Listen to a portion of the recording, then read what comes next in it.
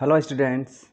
तो आज हम करने वाले हैं एक एक्टिविटी जिसका शीर्षक है रिफ्रैक्शन थ्रू ग्लास स्लैब। इसके लिए हमें क्या क्या चाहिए? ये चाहिए एक हमें डी, जिसको हम प्रोट्रैक्टर भी बोलते हैं और चांदा भी बोलते हैं, पेंसिल, एक ग्लास स्लैब, एक पेपर, ठीक है, कुछ पिंस ताकि हम इसको अभी लाइन खींचेंगे इसकी हेल्प से, और स्केल और एक कार्डबोर्ड ताकि पिन इसमें इजीली लग सके। ठीक है, तो ये एक्टिविटी हम कर क्यों रहे हैं?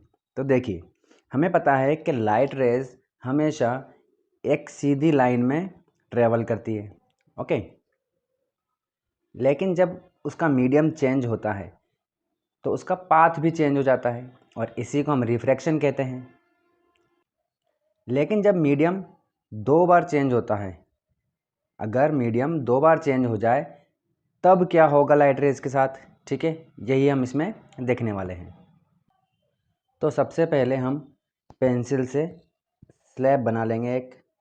ये मैंने एक स्लैब की आउटलाइन बना ली है इस तरीके से।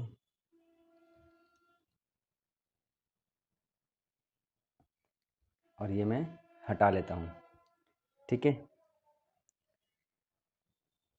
अब मैंने एक यहाँ पर एक पॉइंट लगा लिया है, ठीक है।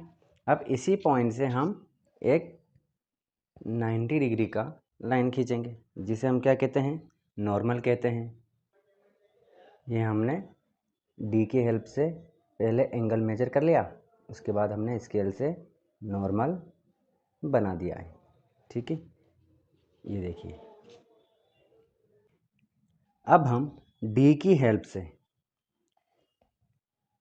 इस नॉर्मल को रेफरेंस लेते हुए हम 30 डिग्री का एंगल बनाएंगे, ठीक है। ये 90 है तो 90 की हेल्प से देखिए, यहाँ से अगर हम मेजर करेंगे तो ये 10, 20 और ये 30, यानी कि 60 पर आएगा हमारा 30 का एंगल, ओके। और अगर हम 0 से मेजर करेंगे तो भी कहाँ पर आएगा?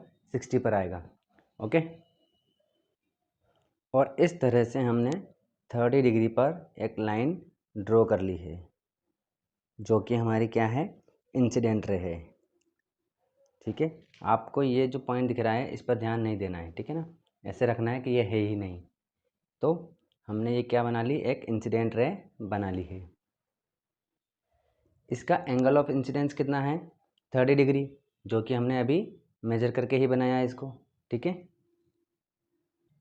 अब हम लेंगे दो पिन और ये जो इंसिडेंट रे हैं इस पर हम इसको फिक्स कर देंगे। ये फर्स्ट और ये सेकंड, जस्ट इसके पीछे इस तरीके से, ठीक है। और अब हम रखेंगे ग्लास स्लैब, और ग्लास स्लैब रखने के बाद हम इन पिंस को इस तरीके से देखेंगे और ग्लास के इस जगह से देखेंगे, इस तरीके से यहाँ से देखेंगे, ठीक है। यहाँ से देखेंगे और इस तरीके से देखेंगे कि ये पिन एक के पीछे एक ही दिखाई दे, या आप कह सकते हैं कि एक ही पिन दिखाई दे सिर्फ, ठीक है। हाँ जी, तो आप यहाँ आपको पिन दिखाई दे रही है, दोनों अलग अलग दिखाई दे रही है, ठीक है। तो आप इनको को थोड़ा सेट करते हैं और एंगल अब देखिए, इस जगह पर ये बिल्कुल एक के पीछे एक दिखाई दे रही है, ठीक है। ये देखिए, और हमें इनको एक आंख बंद करके देखना है, ठीक है ना। तो ये देखिए, ये जो मैंने पिन लगाई है अभी लगाई है, और बिल्कुल ऐसे लगाई है कि ये तीनों एक ही दिखे, ठीक है। एक आंख बंद करके देखिए आप, बिल्कुल एक सीध में ही तीनों मैंने लगा दी है, ठीक है। दिखाई दे रही है आपको? एक ही सीध में दिखाई दे रही है तीनों इस जगह पर। इसी तरीके से मैं ये पिन भी एक और पिन में बिल्कुल इसी इनके सीध में एकदम लगाऊंगा ताकि चारों पिन एक ही दिखे। अब आप देखिए, एक आंख बंद करके देखना है, अभी 4 पिन दिखाई दे रही है। अब देखिए धीरे धीरे ये चारों पिन एक ही दिखाई देगी, ठीक है। इस तरीके से मैंने ये लगा दी है। हाँ जी, तो अब मैं ये स्लैब हटा लेता हूँ, ठीक है। ये मैंने हटा दी है यहाँ से। अब मैं लाइन खींचता हूँ। देखिए ये पिंस, ये दो पिंस दिखाई दे रही ना, इनके सीध में मैं एक लाइन खींच देता हूँ। इनको हटा लेते हैं पहले, ये मैंने हटा दी है। और अब मैं एक लाइन खींच देता हूँ इस तरीके से। ओके, ये देखिए। और ठीक है, तो यह लाइन मैंने ज़्यादा खींच दी थी, उसको मैंने इरेज कर दिया। अब इस पॉइंट से इस पॉइंट को मैं मिला देता हूँ, यहाँ से यहाँ तक। ये इस तरीके से मैंने मिला दिया। और इस पॉइंट पर मैं बना देता हूँ नॉर्मल। ये इस तरीके से, ये मैंने यहाँ पर पॉइंट लगा दिया 90 डिग्री पर। और अब मैं नॉर्मल खींच देता हूँ इस पॉइंट से।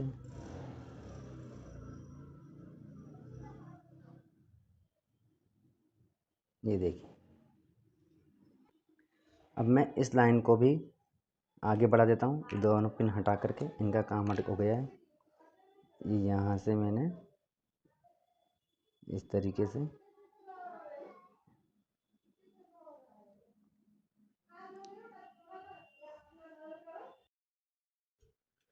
और ये लीजिए, हमारी एक्टिविटी कंप्लीट हो गई है। ठीक है, तो ये वाली जो लाइन है ये है हमारी इंसिडेंट रे।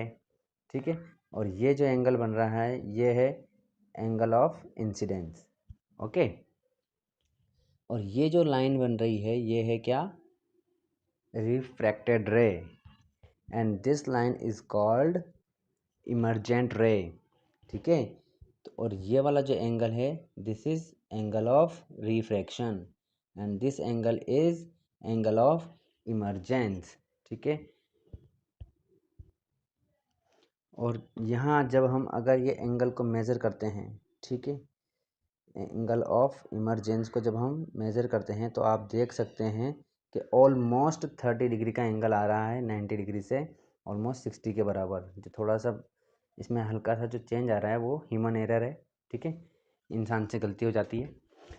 तो बाकी ऑलमोस्ट पूरा ये एंगल ऑफ इमरजेंस और एंगल ऑफ इमरजेंस और एंगल ऑफ इंसिडेंस, ये क्या है, दोनों ही इक्वल एंगल्स हैं। ठीक है, इससे ये प्रूफ होता है कि जब लाइट रे जिस मीडियम से एंटर करती है और एंड में जब उसी मीडियम में क्या करेगी, एग्जिट होगी, तो एंगल ऑफ इंसिडेंस और एंगल ऑफ इमरजेंस क्या होगा, इक्वल होगा। ठीक है, चलिए, कोई डाउट हो तो आप कमेंट में पूछ सकते हैं। चलिए एक बार लेज़र लाइट से भी इसको देख लेते हैं अपन। ठीक है, इसको चेक कर लेते हैं। ये देखिए, जब हम लेज़र लाइट को इंसिडेंट कर रहे हैं, ठीक है, एकदम,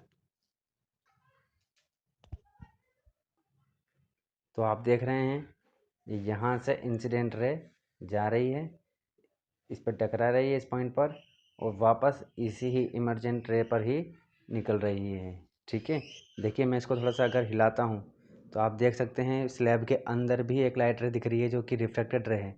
वो देखिए, अगर जब मैं इंसिडेंट रे को हिला रहा हूँ, उसको डाइवर्ज कर रहा हूँ, तो वो भी चेंज हो रही है।